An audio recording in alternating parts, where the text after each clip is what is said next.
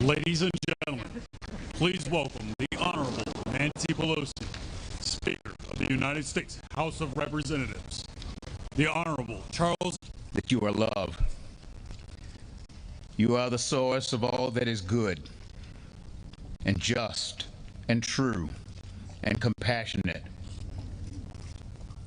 We come before you, the fountain of all wisdom and the light of all truth. We come before you not in pride or arrogance, but we come before you in true humility. We come before you because we need your help. We need your help in these troubled times. We need your help for this beloved nation. We need your help for those who have been traumatized and troubled by the painful events of 1 year ago and all that has continued since. We need your help, Lord, now to be the democracy you would have us to be the nation you would have us to be. One nation, under God, indivisible, with liberty and justice for all. So we ask you now to help us. Help all those who are traumatized. Help all of those who have lost loved ones. Help those who are struggling. Help us to be instruments of your peace, instruments of your love, and instruments of your healing for this land, for this Congress, for this government, for we the people, for this country and this world. Precious Lord, we come not in arrogance or pride, but humbly. Precious Lord, please take our hand. Lead us on. Let us stand. Some of us are tired. Some of us are weak, and some are worn. But through the storm, through the night, lead us on to the light. Take our hands, precious Lord, and lead us home. Amen.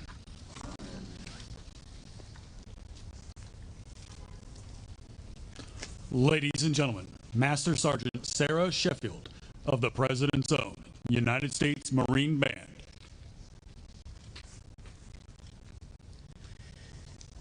My country, 'tis of thee, sweet land of liberty, of thee I sing. Land where my fathers died, land of the pilgrim's pride, from every mountainside, let freedom ring. Our fathers' God, to thee, author of liberty, to thee we sing.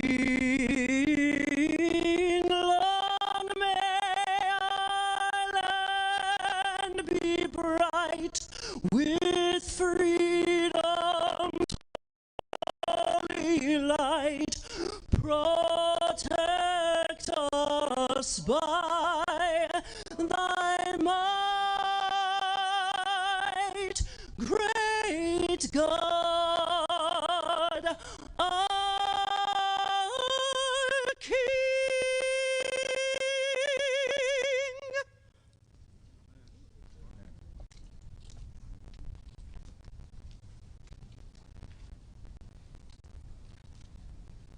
We thank Ms. Shepherd for leading us in song.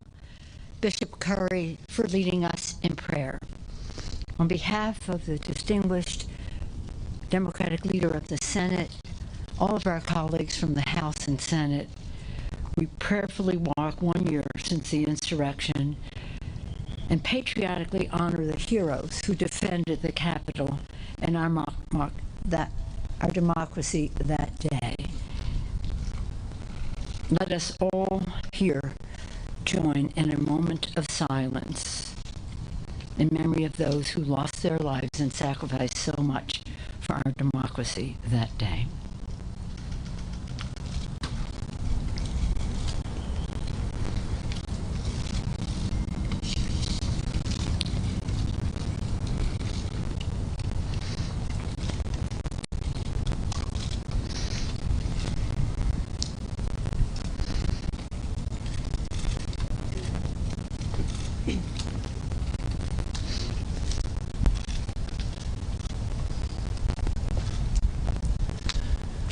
God bless America, land that I love. Stand beside her and guide her through the night with a light from above. From the mountains to the prairies, to the oceans white with foam. God bless America, my home, sweet home. God bless America, my home, sweet home.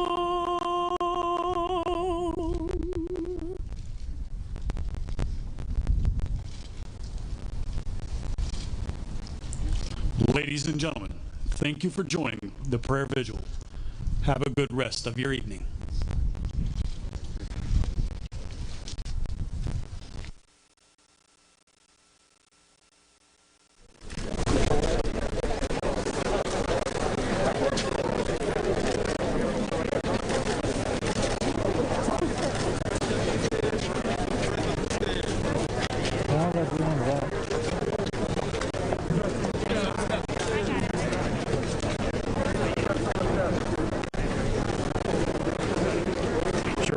That's how we like it. All events can be like that. Yeah. We would love it. So we get the 0 heads up. It was like...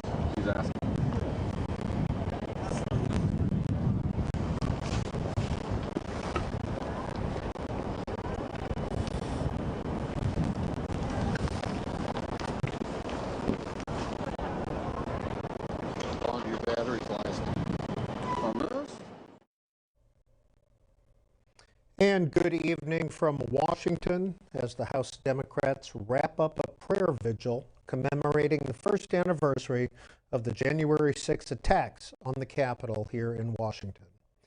Now, the prayer vigil was just one part of a ceremonious and solemn day on Capitol Hill.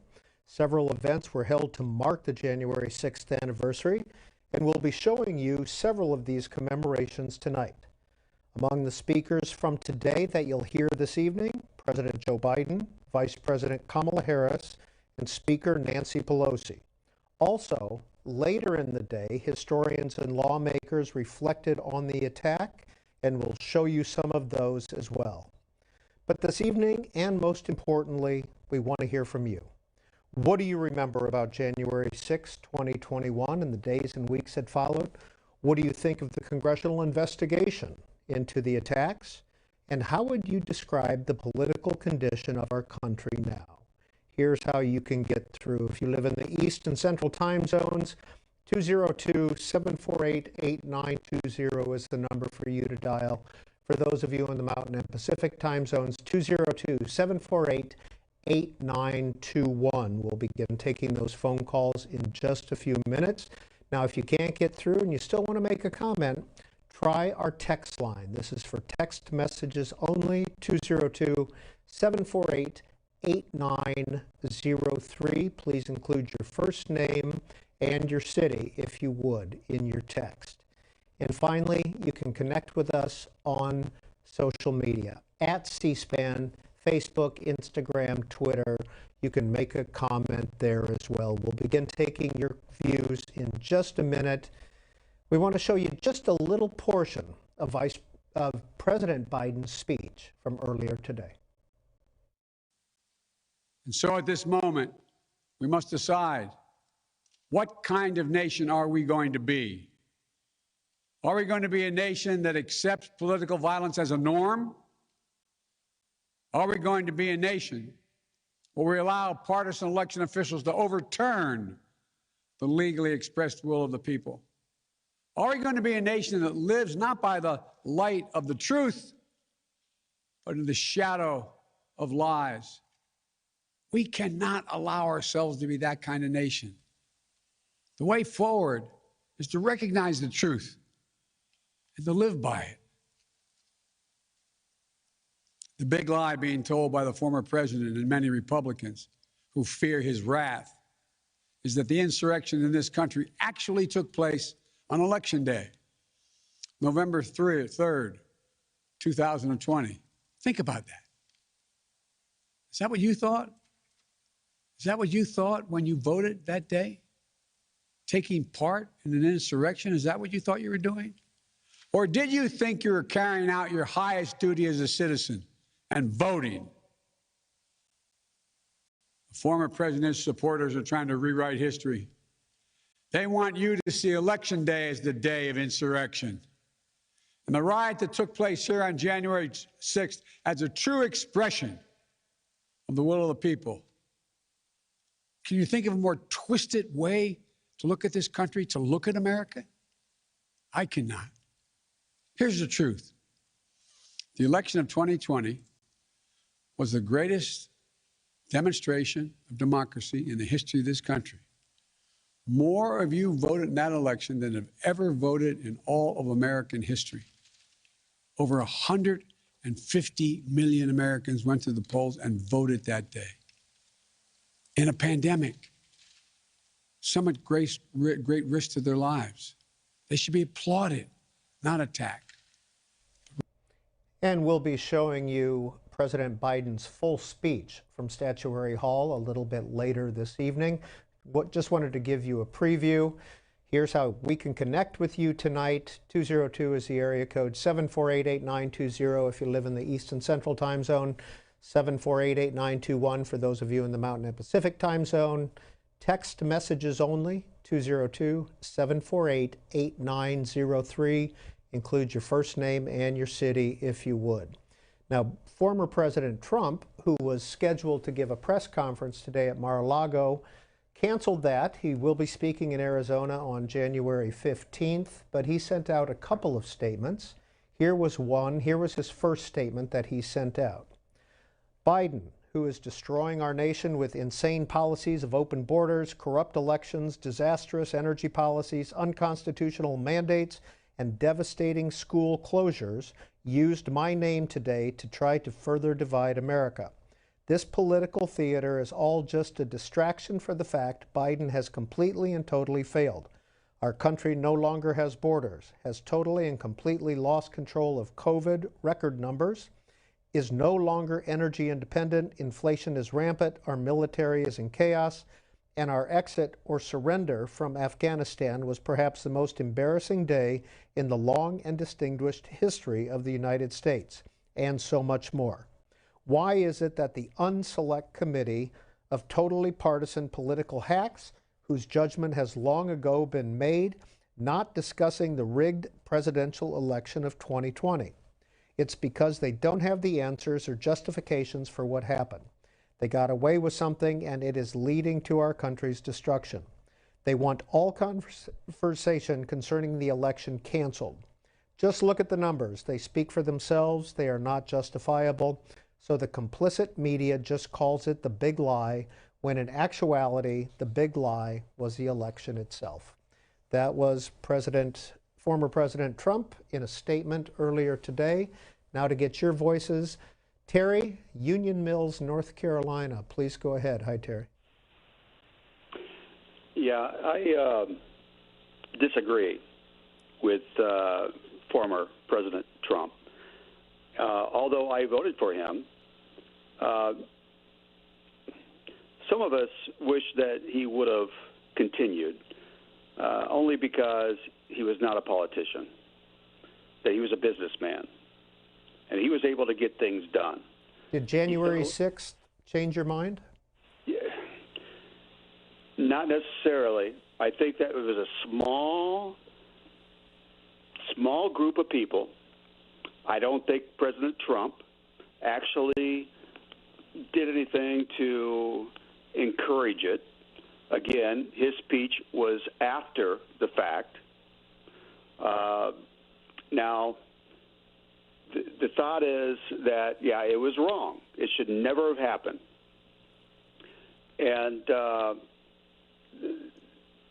unfortunately, Democrats are turning this into a political situation, thinking that Trump might possibly run again.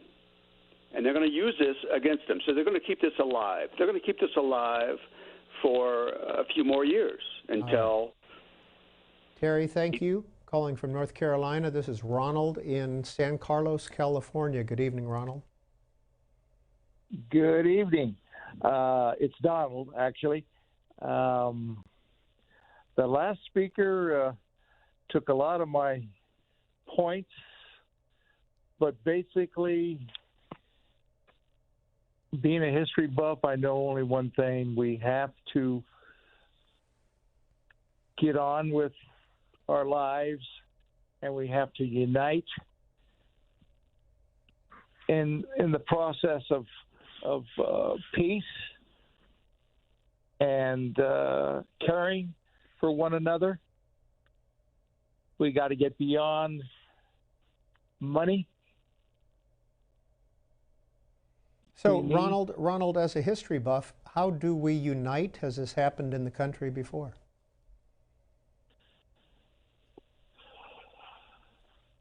I think the only way we're going to unite, as what was done before, was through faith. Because if you don't have faith in something,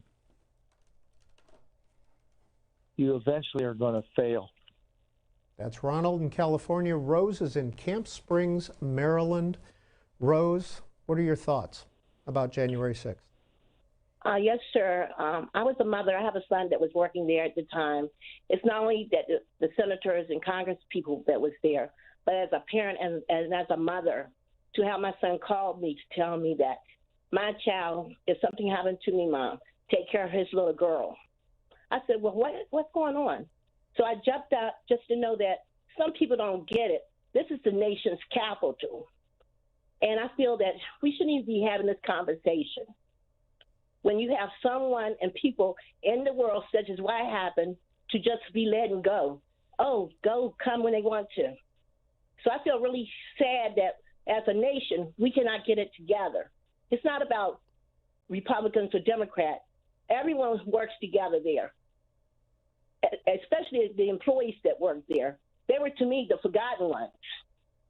So I would like to tell for the Democrats and the Republicans, get their act together, because I really feel it's really sad that as the United States and as a mother, we have to encounter this when it's unnecessary. Thank you. Rose, where was your son on that day last year? He was down there working, and they told him to go down the hallway. He was with the STRS workers there. He's a custodian worker there. That's in that department, and he works there at the place. And did he feel threatened? Yes, he did. He felt very threatened. Thank you, Rose. John, Santa Barbara, California. You're on C-SPAN. John, what do you remember about last year, and what do you think it means for our country right now? I remember my wife and I listening to President Trump's speech while all the shenanigans was going on, and we did not hear him tell anybody to go create trouble or trauma or anything else. And we think that, my wife and I both think that the Democrats and Biden in particular are blowing a lot of smoke, and it's a major lie, all the stuff that the Democrats are saying, and we're just sick and disgusted with the guy. Maureen is next, another Californian, Mission Viejo. Hi, Maureen. Hi. I was a former U.S. history and U.S. government teacher, now retired, and I was absolutely horrified, appalled at what was happening on January 6th. I had taught my students that voting was an honor and a right that we as Americans all have as a way to ensure our democracy. And to see what was happening then on that day was just struck me to the core, to my very bones.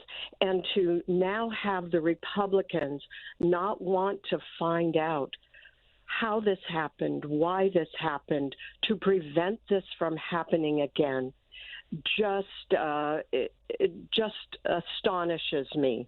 And to make it a democratic thing, a partisan thing, when it really is something that all Americans need to know exactly what happened and why, is how we get to the truth of the matter. Maureen, it was a year ago. Do you think we're more united, less united, about the same as we were a year ago?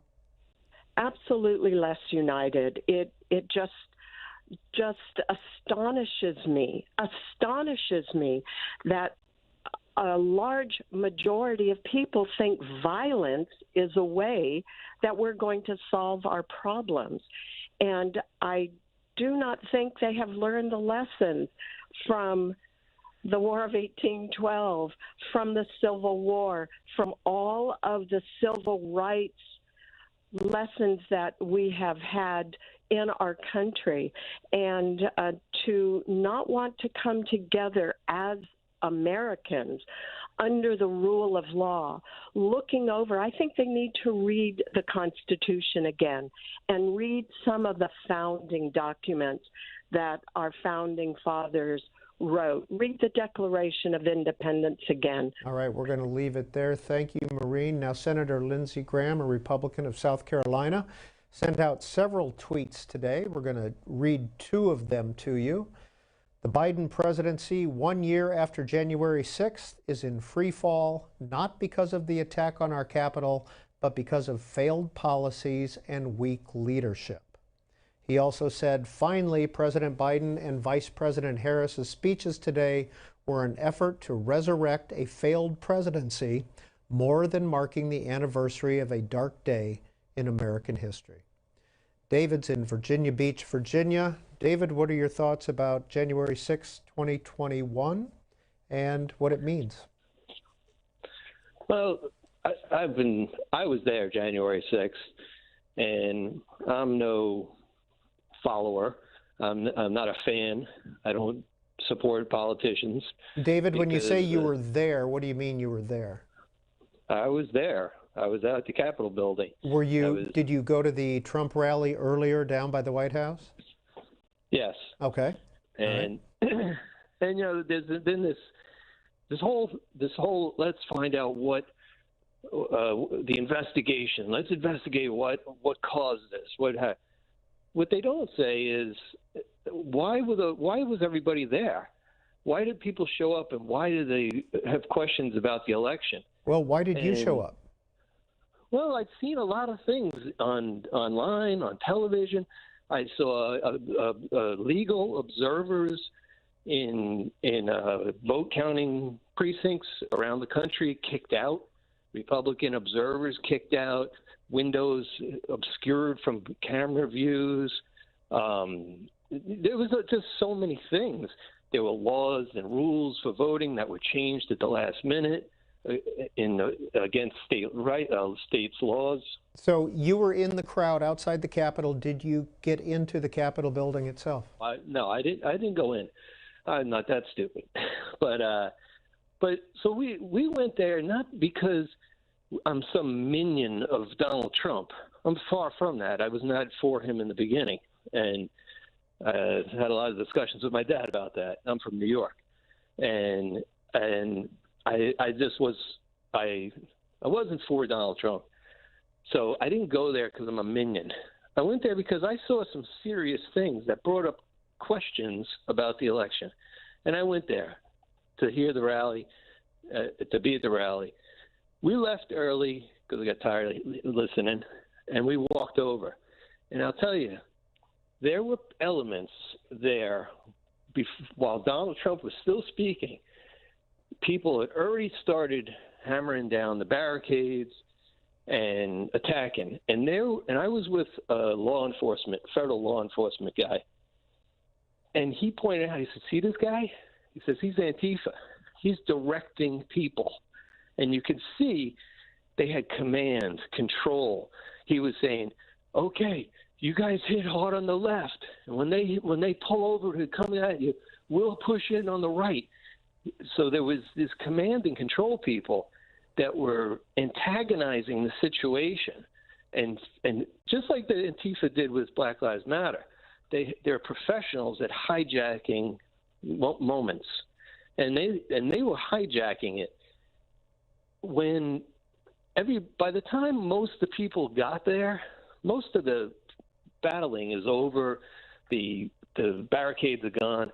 Now the majority of the people come walking up. They don't even realize what went on to get to that point. They just walked up on the building. They didn't see the early stuff that went on, which was basically about 300-400 people probably did most of the damage and caused most of the mayhem. And that's this. And here it is. There's thousands of people covering the Capitol. Some Antifa guy gets up and starts smashing a window in full view of everybody.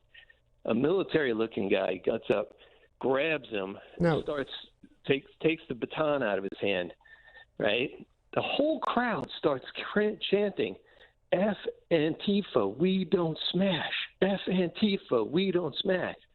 That was the mentality of the vast majority of those people that were there. David, how do you know that whoever was smashing the window was Antifa? Oh, you can tell Antifa. Got the black helmet, upside down little flag on there, and just the outfit and everything. He eventually got dragged out. They dragged him out, and even then, because he was antagonistic, but that's how the crowd, tens of thousands of people, I guess, probably covering the building at that point, they were chanting, "Don't smash, don't smash that one window." Most people didn't even understand what was going on inside, down the hallways.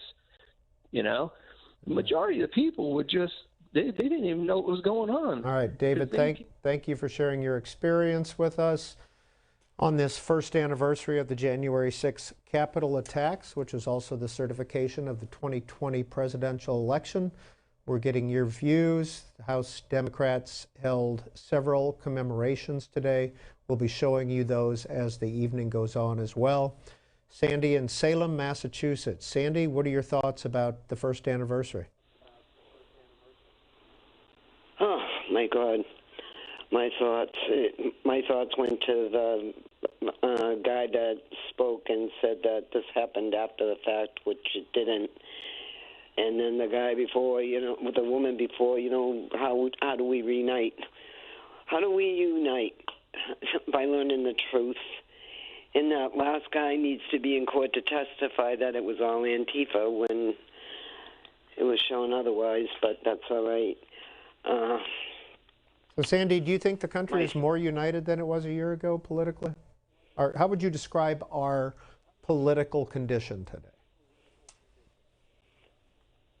Right now, I think it's really horrible. I think it's really horrible because of the fact of this being brought up over and over and over again by the Republicans, and Trump on it shouting out that it was stolen still. You know, I mean, I think it's absolutely insane. All right, I really do. You know, my son was a part of that, and he's a Trumper. He didn't go into the building, but, you know, he saw a lot too, you know, and it wasn't Antifa he was looking at. You know, it was other groups of very nasty people. He was at the Capitol that day a year ago? Yes, yes. And he saw quite a bit too, and it wasn't Antifa he was looking at that was angry, you know. And I'll tell you, you know, the truth needs to be told. The truth needs to be told, and why the Republicans don't want the truth to be told if they had nothing to do with nothing is beyond my comprehension. All right, not one of them was there to even pay tribute. Like the woman said, there were other people in that building other than Congress. You know what I mean? And for them not to be recognized. And I posted on C-SPAN how I thought and felt about this whole thing, you know, with the Republicans just turning their back, you know, on everybody that was involved in that Capitol, knowing that they had families that were out there, knowing that maybe they knew that somebody in that house had somebody who had some kind of an illness going on in their family and were there for to vote in a new president. There was a guy there that his wife was going to give birth to their first kid. You know, in the Capitol Police, what they did to save them, they don't even want to acknowledge that. They don't want to acknowledge the fact that there were working people in there, janitors to their own secretaries. All right, Sandy, we got the point. Thank you for calling in. Senator Chuck Grassley, Republican, Iowa, longest-serving Republican senator. Tweet: January 6th was a difficult day for those of us who work in the U.S. Capitol and the entire country. I was there and experienced it firsthand. I believe we need to focus on issues that bring our country together, not tear us apart. Lots of work to do. Carrie is next, Traverse City, Michigan. Carrie, you're on C-SPAN. First anniversary of January 6th. Hi. Hi. Hey, thanks for taking my call today. I just wanted to say that I was home when all this unfolded. I'm going to try to say all this without crying because it still affects me a lot. I was watching it unfold with my elderly mom. I'm a caregiver at home with her. And just minute by minute, I could not believe. I've never cursed so much in one day. And I was yelling and screaming at the TV. I just could not believe what I was looking at, what I was seeing, what I was hearing. And also, I couldn't believe with every step as the folks that were approaching the Capitol, with every step they got closer and closer. I kept saying, "Oh my gosh, I can't believe it! They're gonna end up getting shot. What are they doing? What do they think they're doing?" And as time went on, I was like, "Where is everybody? Where's the police? Where's the military? Where's the the helicopters?" I just could not believe how long this went on with nothing being done. I understand the Capitol Police were there, and God bless them. They did everything they could. So sorry for all the loss there. But to think that we had a president, quote unquote, at the time that sat and watched this on TV in glee, that these people were doing this for him in his name, and to not do anything? To sit there and watch it on TV and let it go on and on and on while those people were beaten, maimed, pepper sprayed, bear sprayed, that's no president. I mean, to me, that's the highest level of treason. You take an oath I'm going to cry. You take an oath to protect this country, to protect our people, and to sit there and watch it on TV in glee and not do anything, Carrie, and then to come Carrie, on TV and tell people. Have you been watching and following the January 6th investigation committees in Congress? Yes, yes, I have as much as I can, yes. And what do you think of their work so far? Well, I think we still have a ways to go. I have the highest respect for them. They're doing everything they possibly can. And on that note, I just can't believe that more Republicans aren't stepping forward and backing this up. I mean, this is going to be their legacy. Do they want to one day pass away and have all the children in schools look through the history books and see all of them and say that they did not support our country and our capital and our democracy? They want that to be their legacy. I mean, when this all happened, they were all over TV saying, oh, Donald Trump, he didn't step in, you know, and they were all about that. But then now they've flipped the script and they're back to supporting him again. What is it about this guy that everybody loves so much? Why do they support him? Why? That's Carrie in Traverse City, Michigan, and this is Joe in Colorado Springs. Hi, Joe. Hey, how you doing? Go ahead. Yes, sir. I got this nagging question of why we are letting the media. Basically, what they do is they spread this false equivalency of the big lie. I mean, they never ask for proof from Trump or supporters about how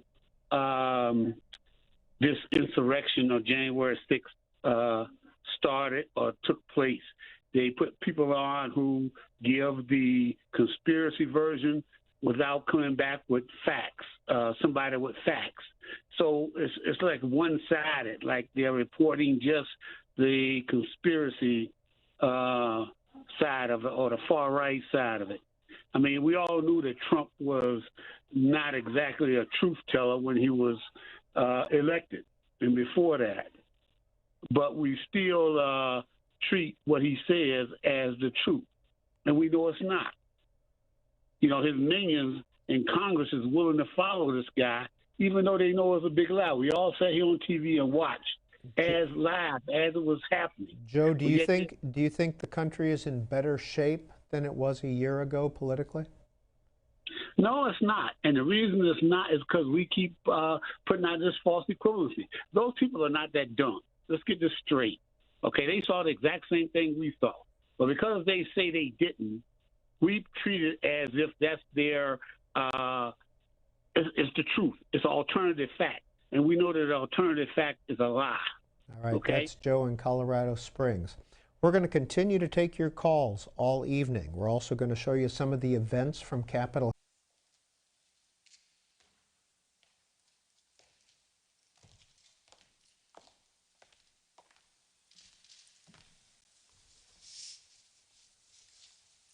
Fellow Americans, good morning.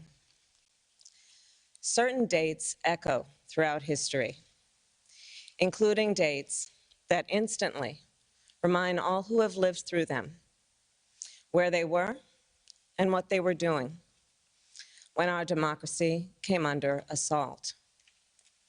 Dates that occupy not only a place on our calendars, but a place in our collective memory. December 7th, 1941, September 11th, 2001, and January 6th, 2021. On that day, I was not only Vice President-elect, I was also a United States Senator. And I was here at the Capitol that morning at a classified hearing with fellow members of the Senate Intelligence Committee. Hours later, the gates of the Capitol were breached. I had left,